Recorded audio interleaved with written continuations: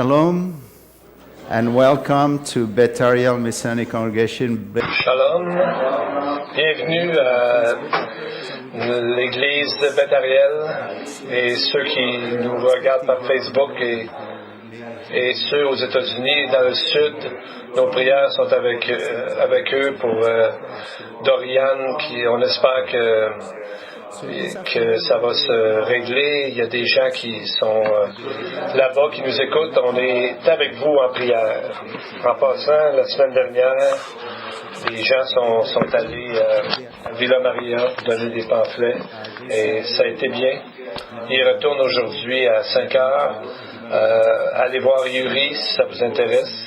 Ils vont avoir une table, des pamphlets par rapport au Nouveau Testament, à l'antisémitisme, etc. Et on parle pas souvent de Knock and Talk, qu'on appelle notre ministère porte-à-porte. Chaque mardi, ils ont donné, chaque mardi soir, ils vont aux portes, ils ont donné 9 Bibles, et la semaine dernière, avant, 8 Bibles, et ils vont voir les gens. On va parler avec les gens et Yuri a une bonne idée. Il va organiser un groupe de prière en même temps que les gens vont sortir pour aller aux portes à 7 heures du soir. Ça va peut-être être ici. En tout cas, contacter Yuri pour savoir exactement comment ça fonctionne, ce ministère. Il y a une classe aussi sur l'évangélisation pour les Juifs. Il y a une classe qui va être disponible en ligne à la fin de septembre parce que beaucoup de gens ont demandé à avoir ça. Donc ici, à chaque 2 semaines, 2h moins quart, on a le cours en haut ici en français. Donc, on va tourner ce matin dans 2 Samuel. C'est une section assez particulière qui va nous parler du comportement humain. Le titre est « Comment de grands hommes tombent ». Et on va voir qu'est-ce qui fait que ça organise leur déclin. Qu'est-ce qui fait que ces gens-là, tout à coup, qui étaient pleins de fruits et pleins d'amour pour Dieu ou de service pour Dieu, tout à coup, tombent. Donc, on va aller voir, c'est vraiment un moment important dans la vie d'Israël, un moment charnière, après 40 ans d'exil parmi le peuple d'Égypte. Alors, on va voir qu'ils ont été ensuite entrés dans le pays de Canaan avec des guerres, etc. Et là, on arrive au point où c'est la première fois qu'il y a un roi de Juda qui règne sur tout Israël. Et une nouvelle ère, une nouvelle période est au tout début de commencer. Donc, on voit de façon idéale, à partir du moment où Jérusalem aurait dû être bâti, le temple de Dieu aussi, et avec un peu plus d'optimisme, les terres messianiques auraient dû s'installer, mais on voit que ça a été loin d'être le cas. Oui, et Jérusalem va être construit, le temple aussi, mais ça va prendre très longtemps avant que ça arrive. Et pour ce qui est des terres messianiques, on attend encore après 1900 ans. Donc, on voit dans ce chapitre, on voit des individus avec la tête dure, qui sont obstinés, qui mettent leurs sentiments et leurs intérêts avant la volonté de Dieu, ce qui est le contraire de ce que David fait. Et on va voir que tout ça va créer plusieurs conflits. Donc, on va aller voir qu'il y a des endroits qu'on dirait qu'on aimerait mieux qu'ils ne soient pas là, mais c'est nécessaire pour nous de comprendre.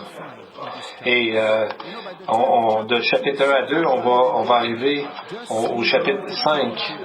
Je vous encourage à lire les chapitres 2 à 4 par vous-même pour faire le lien entre tout ça. Aussitôt que David est oint comme roi d'Israël, tout à coup, Abner va chercher un fils de Saül qu'on n'a jamais entendu parler avant, Ishbosheth, afin que David ne règne pas sur le nord du pays. Donc, ça commence une guerre civile tout de suite entre Israël et Juda. Et pas loin après, on voit que Abner et Ishbosheth ne s'entendent pas ensemble. Alors Abner offre un traité de paix à David et les deux sont d'accord. David est content parce qu'il se dit que la guerre va se terminer. Mais Joab, un commandant de David, lui, il avait de l'amertume envers Abner parce qu'Abner avait tué son frère Asaël. Alors Joab se venge et il tue Abner. Donc on revient au point numéro 1. Donc j'aimerais ça des fois qu'on puisse aller beaucoup plus vite dans cette histoire-là, mais on voit plusieurs choses tristes qui sont arrivées. Donc, la nation est à nouveau divisée à cause de ces guerres internes entre ces généraux. Donc, on voit qu'à travers ça, David essaie de garder le pays d'Israël uni et ensemble. Et on voit que c'est tellement difficile pour lui. Donc, on va rencontrer David en tant que grand politicien. Un génie politique dans plusieurs de ses actions. Mais plusieurs de ses premières actions vont sembler trop drastiques ou même naïves, ou même qui n'ont pas vraiment d'allure, pas vraiment de bon sens. Donc, on voit que tout de suite après que Joab a changé d'allégeance, David fait une grande fête pour lui. Pourquoi il fait ça? Peut-être pour unifier le pays, mais on voit que Joab n'est pas content et il va finalement tuer Abner. Donc, et ensuite, on voit que David, il répond pas. Est-ce que David a peur? Donc, tout de suite après, David organise une funéraille d'État pour Abner, qui, il n'y a pas longtemps, était un ennemi de David. Et demande à Joab de lui aussi pleurer sur cet homme Abner. Donc, on voit que si on n'a pas besoin d'aller au cinéma, dans le sens qu'on a beaucoup d'histoires humaines dans la Bible qui nous montrent comment ces gens-là réagissaient. Donc, on va voir ici comment ça se fait que David a agi de telle façon. Et pourquoi Dieu a dit que David était un homme selon son cœur? Parce que David, à travers tout ce qu'il vivait, il mettait l'intérêt de la nation avant son propre intérêt et à n'importe quel prix. On dirait que ça ne dérangeait pas ce que les gens pensaient de lui, ce que les gens disaient de lui, parce que c'était un homme de vision, un homme qui avait un plan. Et le plan était aussi le plan de Dieu, c'est d'établir la nation et ultimement amener la venue du Messie. Donc, c'est son amour pour Dieu et pour la nation qui fait que David est un si grand homme et un homme selon le cœur de Dieu. Il ne faut pas aller trop loin non plus. David n'était pas le Messie de Dieu. On voit que dans sa vie, lui-même était fragile et il y a eu plusieurs moments où il a péché assez gravement. Donc lui-même a empêché, ralenti la croissance d'Israël, comme tous ces gens-là qui ont fait des guerres internes. Donc, on voit à travers tout ça, ce qui ressort, c'est que Dieu, il est là. Son kavod, ça veut dire sa présence glorieuse qui est là. Dieu est là partout. Et on voit à travers l'histoire de ces hommes, comment Dieu est là. Mais pourtant, lui, directement, on ne le voit pas directement, mais on voit que tout ça est sous la supervision de Dieu.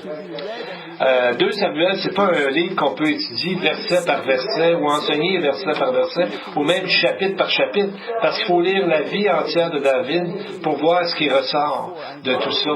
Donc, il faut lire toute l'histoire entière pour voir quel homme était David. Donc, quand on va lire ça, les chapitres 2 à 4, je vous encourage à les lire, vous allez être bénis. On va voir ce que l'Esprit, le Roi Kodesh, nous a emmené dans ces textes-là. Je pensais amener du popcorn parce que c'est tellement une belle histoire, mais on n'ira pas là. Et on va voir que ça nous touche dans nos vies à nous aujourd'hui. Ça ressemble beaucoup à nos vies à certains moments donnés. Pour découvrir Dieu, on a un sous-titre à nos études qui s'en viennent, c'est découvrir Dieu. Et 2 Samuel est un endroit de rêve pour vraiment découvrir Dieu à travers l'histoire. Versets 1 et 2. comme nous avons en avant au tableau. Pas au tableau, mais sur l'écran, pardon. Après cela, David consulta l'Éternel en disant, « Monterai-je dans une des villes de Juda? » L'Éternel lui répondit, « Monte. » David dit, « Où monterai-je? » Et l'Éternel répondit, « À Hébron. » David y monta avec ses deux femmes, Akinoam de Jezréel et Abigaël de Carmel, femme de Nabal. Ça commence bien, on dirait. David demande Dieu qu'est-ce qu'il doit faire, et Dieu dit, quand on demande, Dieu le rend gagnant. Et là, on voit, il y a un problème ici. Pouvez-vous voir c'est quoi? Et David monta avec quoi? Deux femmes. On sait maintenant que quand il y a plus d'une femme, d'une épouse, il y a un problème à l'horizon. Il va y avoir des problèmes. On a vu ce problème au début de 1 Samuel. Ça commence, c'est lui, Elkana, Anna, le mari d'Anna avait deux femmes et l'autre femme détestait Anna. Donc il y a déjà une compétition. Il ne pouvait pas être s'aimer vraiment, il y avait une compétition. Et Dieu a dit que l'homme et la femme doivent être érad, une flèche, une seule chair. Donc, seulement Dieu peut remplir les besoins de deux personnes à la fois. Aucun homme, aucune femme peut faire ça. Donc on voit déjà le problème. Mais deux femmes, c'est pas assez pour David encore parce qu'il en a eu 4 autres à Hébron. Ça fait 6 en tout. Mais il n'était pas encore content parce que lorsqu'il fait une alliance avec Abner, il demande une condition. Il lui demande que sa première femme, Michal, lui soit retournée. Parce qu'on l'avait donné à un autre. Donc, il est rendu maintenant avec 7 épouses. Pourquoi David a demandé Michal? C'est parce qu'il est encore en amour avec, ou c'est un mouvement politique pour justement faire une connexion avec Saül, parce que c'était une fille de Saül. Mais c'est pas ce que je voulais dire lorsque je disais que c'était un génie politique. Ça, c'était pas une bonne idée. En plus, elle était déjà mariée. Elle était déjà mariée avec quelqu'un d'autre. Et quand on voit, l'Esprit nous montre, c'est l'histoire triste quand il y aura deux femmes. On va regarder 2 Samuel, chapitre 3, versets 15 et 16. Quand on voit ça, ça nous donne envie de pleurer. Ishbosheth la fit prendre, Michal, la fit prendre chez son mari Paltiel, fils de Laïch. Et son mari la suivit en pleurant jusqu'à Batchurim. Alors Abner lui dit, va, retourne-t'en. Et il s'en retourna. Donc, pauvre Paltiel, c'est triste. Il suivait sa femme aussi loin qu'il a pu jusqu'à temps que Abner a dit, va-t'en, retourne. Donc, on dirait que même l'esprit aussi était triste de voir ça. Dans les textes avant, on l'appelle Palti. Palti veut dire ma délivrance. Paltiel, on ajoute le L au nom, donc ça devient Dieu est ma délivrance. Donc on voit que Dieu marchait avec lui et il a remarqué, donc, parce que Dieu n'est pas insensible à ce que nous vivons. Et c'était contre la loi mosaïque de marier une femme qui avait été remariée à un autre. Mais peut-être David ne savait pas. On va en parler plus tard. David était un jeune homme lorsqu'il a commencé son règne. Mais on va voir ça plus tard. Mais il y a eu plusieurs autres femmes après. Et même la Bible, à un moment donné, arrête de compter. Dans 1 Chronique 14.3, on dit « David a pris encore plus de femmes à Jérusalem et David a eu plusieurs fils et des filles. » Et on voit pourtant ce qui avait été dit dans Deutéronome 17, lui, le roi, qu'il n'ait pas un grand nombre de femmes, afin que son cœur ne se détourne pas et qu'il ne fasse pas de grands amas d'argent et d'or. Et pourtant, c'est ce qui est arrivé. On sait que David aimait la loi. On sait que David a écrit le psaume 119. David aimait la loi. Il avait à peu près 22 ans quand il a commencé 2 Samuel. Il était à 22 ans et à peu près à 40 ans, c'est là qu'il a rencontré une femme mariée, vous en rappelez, c'est Bathsheba. Et là, Dieu ne l'a pas laissé aller, ne l'a pas laissé continuer. on voit que le péché, ça peut détruire la vie de quelqu'un. C'est ce qu'on voit dans ces textes-là, ou de ceux qui les entourent, cette personne-là qui fait ça. Parce que les enfants aussi ont vécu des conflits, et eux autres aussi ont influencé l'histoire d'Israël. Donc, on voit que la Bible nous fait vraiment réaliser la magnitude du problème. C'est un long texte, mais on va voir ici une des bases du problème. Il naquit à David des fils à Hébron. Son premier-né fut Amnon, ensuite le deuxième Kiléab, le troisième Absalom, le quatrième Adonijah et le sixième Jithréam, des enfants qui sont nés à Hébron. Amnon, le premier, c'est lui qui a violé sa sœur Tamar, qui venait d'une autre mère. Donc Absalom, qui était le frère de Tamar, n'a pas aimé ça, et qu'est-ce qu'il a fait? Il a tué Amnon. Et ensuite Absalom, il veut devenir roi sur le trône, et lui court après son père pour le tuer. Imaginez-vous, David est obligé de se sauver pour ne pas être tué par son propre fils. Et plus tard, quand finalement ça fonctionne pas pour lui, puis David l'envoie, qui va voir? Il va voir son grand-père, le roi de Gershom. Donc c'est la même chose. Et quand on lit Adonijah, qui lui aussi il voulait être un roi de Juda, il a essayé de tuer Salomon, qui lui a pardonné, mais plus tard il a eu à vivre sa punition. On va voir d'autres choses.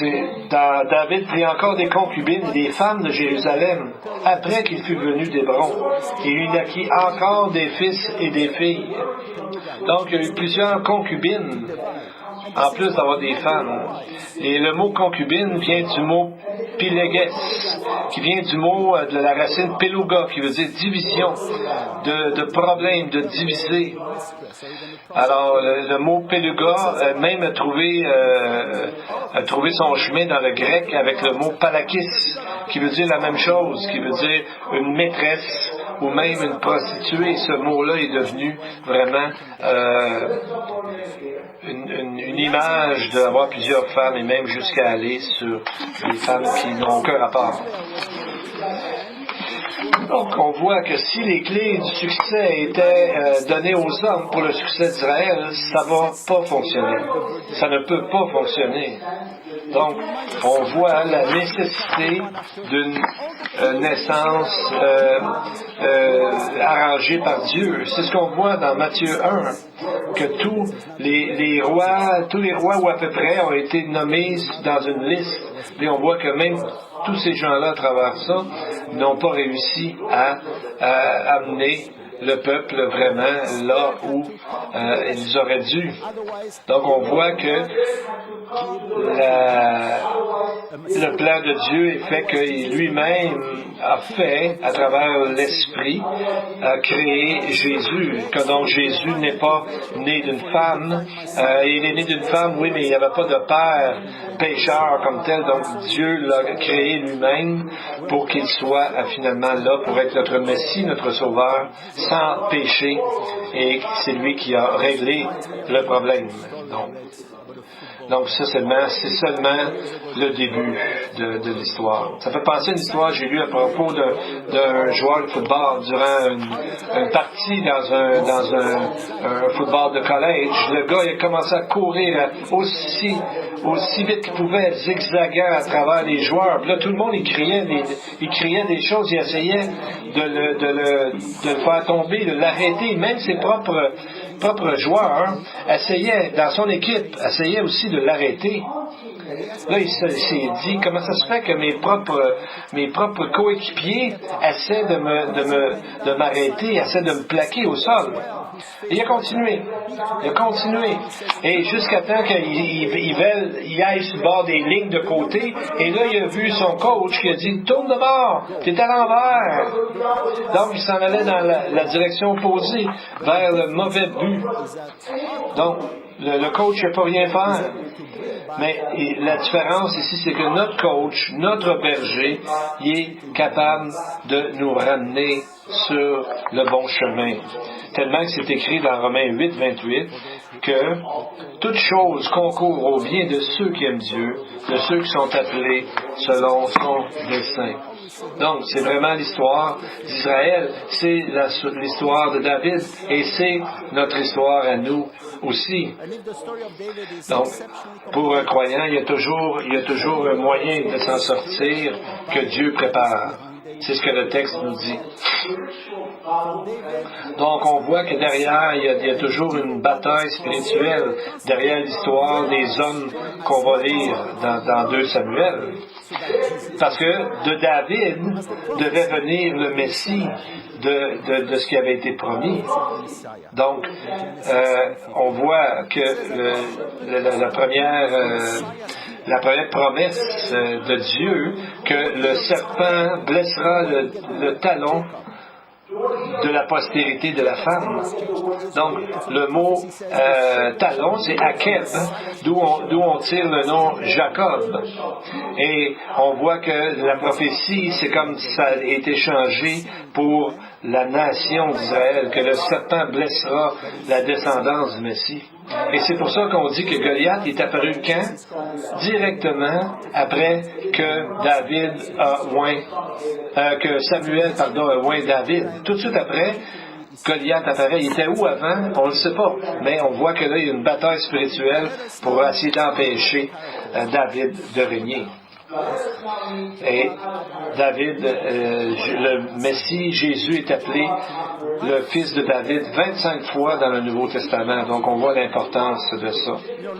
Donc on voit tous ces gens-là qui ont ralenti finalement l'histoire, qui ont créé des problèmes. Joab, Abner, Ishbosheth et un autre, Asaël, qui y ont contribué à rendre la vie de David très difficile.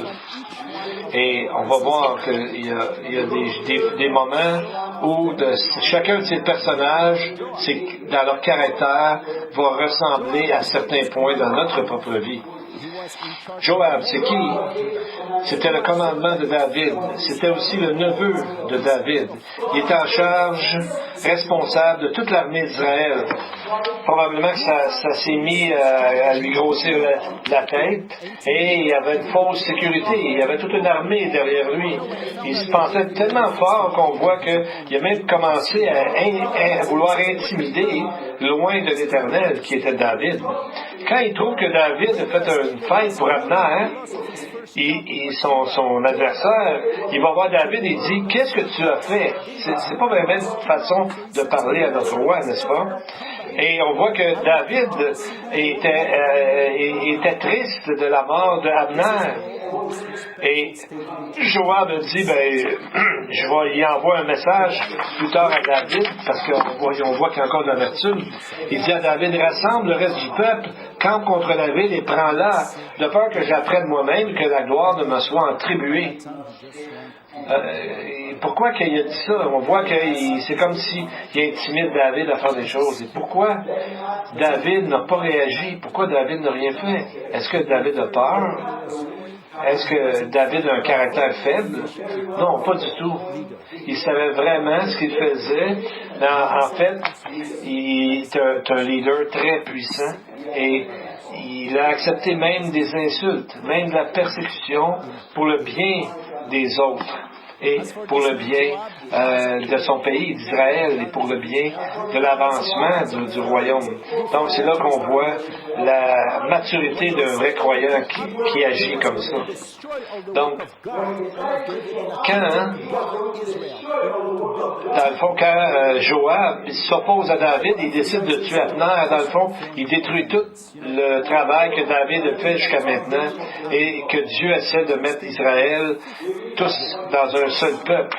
Donc on voit que quand il a tué Abner, on voit qu'il a percé où est-ce qu'il y a la 5e côte. Mais vous savez, c'est exactement de la façon que Abner a tué le frère de Joab.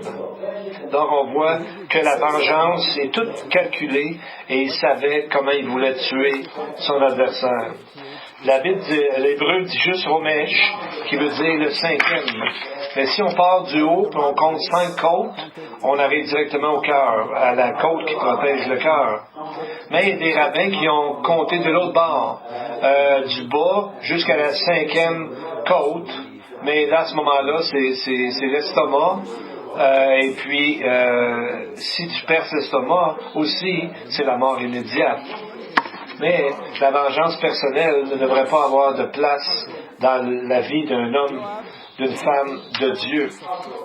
Donc, parce que ça va stopper notre croissance. Joab, c'est un cas de tit for tat qui veut dire tu me frappes, je te frappe. Je te rends moi-même justice. Je me rends moi-même justice en te frappant. Ce qui est différent de l'œil pour œil, dent pour dent.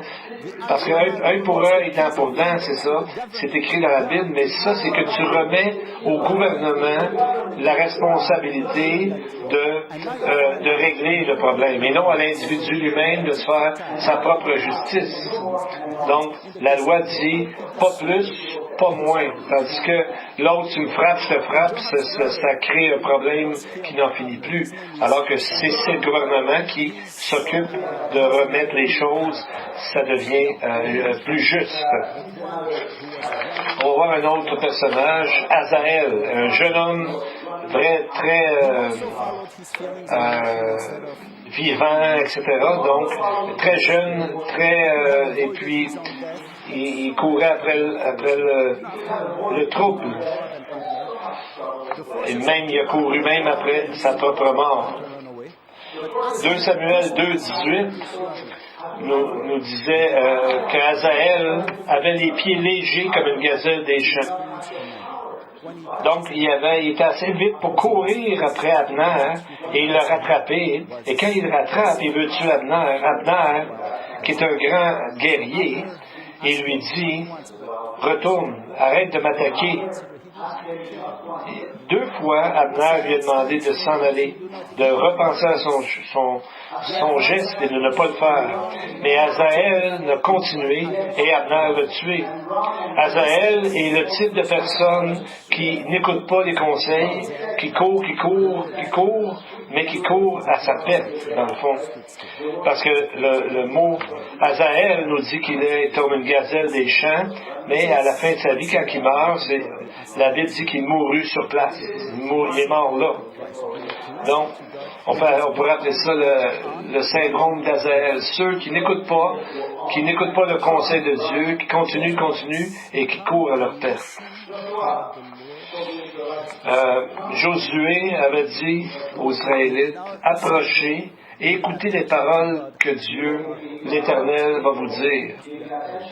Donc, on voit que dans notre cédule aujourd'hui, on est toujours occupé, toujours pressé.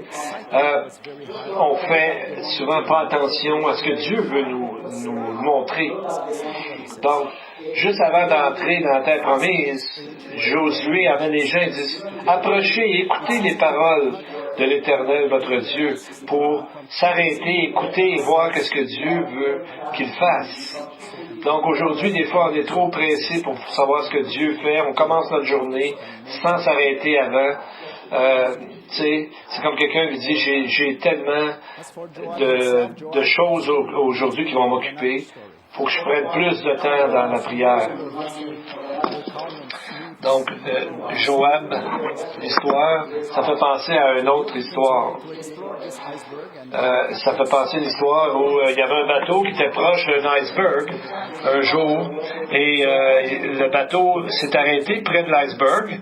Les gens voulaient aller voir dessus. Et donc, il a envoyé une barque avec des gens dessus, et les gens ont commencé à monter en haut de l'iceberg, et là, ils ont commencé un pique-nique. Ils ont monté en haut, ils ont mis des tables, ils ont commencé à faire de la danse et avoir beaucoup de plaisir. Rien ne pouvait arrêter leur plaisir. Quand ils ont fini, ils sont descendus, ils ont pris la barque, ils ont pris le bateau. Pas longtemps après, ils ont entendu un craquement terrible et ils ont vu des grands morceaux de glacier tomber de l'iceberg et ça a fait beaucoup, beaucoup de vagues. Et ils ont eu vraiment peur. Et ça a pris un certain temps avant qu'ils soient loin de toutes ces vagues-là. Donc, cet iceberg-là avait l'air très stable, mais en réalité, il est en train de fondre. Et eux ne voyaient pas ça. Il y avait une fausse splendeur. C'était de l'air merveilleux, mais ils ne voyaient pas que la montagne est en train de s'écrouler. Parfois, on peut avoir une fausse sécurité dans notre vie. On ne voit pas que la montagne de notre vie est en train de s'écrouler. Donc, c'est souvent ce qu'on fait, le Joab, le syndrome de Joab qu'on va voir. C'est un sens de fausse sécurité qui agrandit notre pensée vers l'orgueil. Donc, David n'a jamais oublié ce que Joab a fait. Il dit à la fin de sa vie à son fils Salomon de se rappeler de Joab, tout ce qu'il a fait de mal. Et Salomon a dû faire justice. Mais David n'a pas voulu agir de lui-même. Et on voit que c'est un grand politicien de ne pas lui-même faire justice contre quelqu'un qui s'est pris contre lui directement. Donc, on va aller voir un morceau le morceau du texte qui est vraiment un des moments forts de ce texte. David dit, chapitre 3, verset 39, « Je suis encore faible, quoique j'ai reçu l'onction royale, et Saint-Jean, le fils de Tsérouja, sont bien trop puissants pour moi. Que l'Éternel rende selon sa méchanceté à celui qui fait le mal. » Donc on voit un roi qui confesse qu'il est faible. C'est pas très encourageant de la part d'un leader au tout début de son règne. Mais pour nous, c'est puissant. Parce que c'est d'une façon de voir que nous devons aussi faire ça. Qui vraiment va nous protéger, va diriger notre vie? On voit qu'il a dit quelque chose de semblable à ce que Moïse avait déjà dit. Moïse, au début de son ministère, a dit au peuple, je ne peux pas, à moi seul, vous porter. Et Deutéronome 1,12 dit, comment pourrais-je à moi seul vous porter votre charge, vos fardeaux et vos contestations? Donc on voit qui va faire le travail. Qui va faire vraiment le travail de Dieu? C'est là que ça nous amène à Jésus.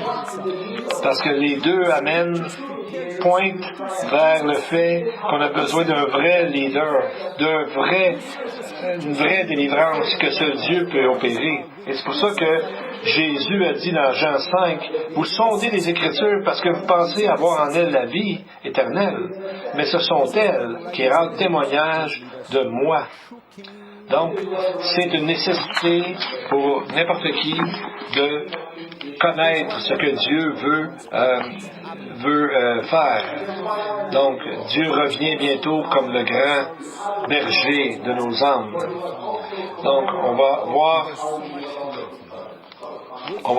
Abner, qui était en fait le commandant de l'armée de Saül et aussi son cousin. Alors, avec lui, Abner, on va voir un homme de contradiction, un opportuniste rempli d'orgueil. Il vient voir David au chapitre 2 et tout de suite, il devient ennemi de David. Parce que quand David voulait joindre les deux territoires d'Israël, on lit au verset 8, mais Abner. Donc on voit Abner va chercher un fils totalement inconnu de Saül et le nomme roi dans un endroit en Israël, et, sur Gilead, sur les Ashurites, sur Jezréel, sur Éphraïm, sur Benjamin et sur tout Israël. Donc on voit que ça c'était pour son gain personnel. Parce qu'on voit au chapitre 3, verset 6, que Abner renforçait son emprise sur la maison de Saül. Donc, lui-même, il s'est créé lui-même tête du gouvernement, faisant élire un roi, mais il s'est mis lui-même à la position de chef de gouvernement. Mais ça ne dure pas longtemps parce que Ish-Bosheth, le nouveau roi qui vient d'être nommé, accuse Abner d'avoir pris sa concubine, Rispa. Donc, c'est une accusation grave parce que prendre une concubine d'un roi, ça veut dire que tu veux devenir roi toi-même. Et Absalom, lui, a pris les concubines de David quand David est parti de Jérusalem, un peu dans le même ordre d'idée. Et là, on voit que c'est Abner se choque contre Ish-Bosheth et va même faire une alliance avec David.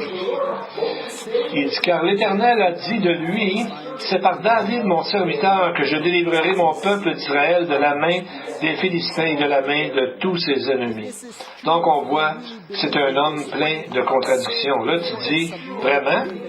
Si c'est vrai, s'il croyait vraiment à ça, pourquoi il ne s'est pas soumis tout de suite à David, au lieu d'aller à travers Israël pour créer un autre roi, puis lui-même se nommer chef de gouvernement? Parce que là, il s'aperçoit que là, c'est plus... ça fait son affaire maintenant de réaliser que Dieu a dit ça. Là, tout à coup, il se rappelle de ce que Dieu a dit, mais il l'utilise seulement à son avantage. C'est ce que j'appellerais le syndrome d'Abner, de crier à Dieu seulement quand ça fait notre affaire et pour faire certaines choses ou faire le ministère ou un travail, juste quand ça nous tente. Quand ça ne dérange pas, ça n'interfère pas avec notre vie personnelle. Donc ça, c'est le syndrome d'Abner. Et c'est pas juste Abner qui a souffert de cette façon de faire, le peuple aussi. Parce qu'on a vu que David, quand il était pour être roi de tout Israël, toutes les tribus d'Israël vinrent auprès de David à Hébron et disaient, voici, nous sommes tes os et ta chair. 2 Samuel 5.1. Pourquoi ils n'ont pas dit ça avant? David s'est battu pour les tribus du Nord aussi avant. Il a tué Goliath pour eux autres, puis les armées des Philistins. Mais ils l'ont oublié pour plusieurs années. Et là, le peuple tout à coup dit, là maintenant, David, t'es notre roi. Donc on voit que les autres aussi avaient le syndrome d'Abner, d'utiliser la parole juste quand ça fait leur affaire. Donc on voit que de servir Dieu, ce n'est pas le dessert, c'est le plat principal. C'est ce que nous devons faire en premier. Donc, de mettre Dieu en premier, de chercher d'abord le royaume de Dieu. Et c'est à la mort d'Abner que ça surprend vraiment les gens comme nous qui vont lire ça, c'est qu'ils pleurent sur Abner comme si c'était son propre fils. Et il est là à travers tout le temps des funérailles d'Abner, et même il va jeûner, et les gens vont dire, pourquoi tu fais ça? Et là, on voit que David dit à ses serviteurs, ne savez-vous pas qu'un prince, un grand homme, est tombé aujourd'hui en Israël? Donc ça nous rend confus, le lecteur. Comment peut-il parler de ça, quelqu'un qui était son ennemi il y a quelques semaines seulement? Alors on peut se demander, il était authentique? Sa peine? Est-ce qu'il mentait? Qu'est-ce qu'il faisait? Qu'est-ce qu'il fait exactement? Donc, on voit que David était un homme d'une grande vision, tellement vaste qu'on essaie de comprendre ses actions ponctuelles, et on voit qu'on dirait que ça ne se tient pas. Mais pourtant, David a une vision beaucoup plus grande que lui-même. Souvent, il s'est mis à risque de sa vie pour protéger son pays, pour protéger ses proches, les gens qui étaient avec lui. Donc, on voit que pendant 10 ans, Saül voulait le tuer, mais ça ne le dérangeait pas tant que ça. David ne tenait pas rancune. Sa vision est trop vaste, est trop grande pour s'arrêter à juste ses émotions directes à lui. En général, c'est sûr que David a fait d'autres erreurs aussi, mais en général, il est comme ça. Il met la nation et le bien de la nation et Dieu avant lui. Parce que ces gens-là ont fait ce qu'on a nommé tantôt Joab et tout ça, ont créé le fait que ça a divisé le peuple en deux. Il y avait un groupe qui représentait finalement Israël et ensuite il y a eu un autre groupe qui représentait David. Et c'est ce qui est arrivé plus tard aussi avec Salomon. Les gens étaient déjà divisés entre eux. C'est encore comme ça aujourd'hui, jusqu'à ce que le Seigneur revienne. Donc, on voit dans Ézéchiel 37, où est-ce que Jésus nous dit, prends un bâton et sur écrit, attendez, je vais trouver ça. Et il lui dit d'écrire sur un bâton Éphraïm, mais sur un autre, pour créer justement l'unité qu'il devait y avoir entre les deux. On va parler maintenant de Joab, on va appeler ça le syndrome de Joab. Comme on a vu, c'est quelqu'un qui est tellement orgueilleux et arrogant, qui est devenu trop sûr de lui-même, mais finalement, il a agi sans et même contre David. L'autre, c'est le syndrome d'Abner. C'est la personne qui suit la parole de Dieu ou se sert la parole de Dieu seulement quand ça fait son affaire. Et il y a le syndrome d'Azaël, qu'on peut dire que quelqu'un qui n'écoute pas les avis, n'écoute pas les avertissements, qui n'écoute pas Dieu, qui court et court jusqu'à sa perte. On pourrait parler aussi du syndrome de Saül. C'est quand quelqu'un est tellement convaincu qu'il est vraiment correct avec Dieu, c'est celui qui interprète mal les succès comme étant des bénédictions de Dieu. Et il n'écoute personne, même Dieu, même les gens que Dieu a établis. Mais David, non. David a persisté, David a persévéré, et c'est ce que nous allons voir dans ce livre. Donc, on voit que tous ces gens-là étaient là dans la vie de David, mais David n'a pas perdu de vue la vision, n'a pas perdu son réel rôle dans le peuple, dans la vie du peuple. Il a accepté d'être intimidé, de l'insubordination, les insultes. Il a accepté tout ça. Pourquoi? Pour à la fin, sa stratégie, c'était que le peuple de Dieu grandisse. Et c'est pour ça qu'on peut dire qu'il y en a un des plus grands hommes de Dieu et des grands politiciens dans toutes les Écritures que nous allons voir. Et il a de l'air tellement seul, isolé à certains moments, mais Dieu a toujours été avec lui. On lit dans 2 Samuel 5:10, David grandissait de plus en plus et l'Éternel, Dieu des armées, était avec lui. Donc, le Dieu des armées, quand on nomme ce titre-là de Dieu, c'est qu'on voit sa protection et sa puissance. Je me rappelle d'avoir lu le poème de Wordsworth qui parlait d'un oiseau qui était vraiment dans un rocher. Tout à coup, il s'est mis à vanter trop fort, puis ça a sorti l'oiseau de sa demeure. Et l'oiseau voulait toujours revenir, mais il n'était pas capable, le vent était trop fort. Finalement, il s'est laissé aller avec le vent pour s'apercevoir que le vent l'a amené dans un endroit merveilleux, chaleureux et plus sécure pour lui. Combien d'entre nous avons été comme ce petit oiseau ou ce voyageur d'être contre la volonté de Dieu pour finalement se laisser aller et se laisser conduire Et lorsqu'on arrête de se battre contre l'Esprit de Dieu et on le laisse prendre nos vies, on s'aperçoit souvent que l'Esprit va nous emmener dans un endroit de calme et de rafraîchissement. N'oubliez pas que le mot vent, autant en hébreu qu'en grec, est souvent dit l'Esprit. Again, we thank you, Heavenly Father, we'll Laissons-nous be conduire par l'Esprit de filled Dieu. with the Amen. music, filled with your words, Lord. I want to thank you for who you are, always there for us when we call you. You are our rock, our sure foundation, the same yesterday, today, and forever. Allows us to enshrine in our hearts all that we learn from you, all that we learn from your word, so that we can share them with your people and with all men and women, and also to benefit from them. So may they be a blessing to our families, to our congregation, to all the people around us. And the congregation, the Lord bless you and keep you. The Lord make his face shine upon you and be gracious to you. The Lord lift up his countenance on you and give you peace. Amen, amen. May the Lord bless you all.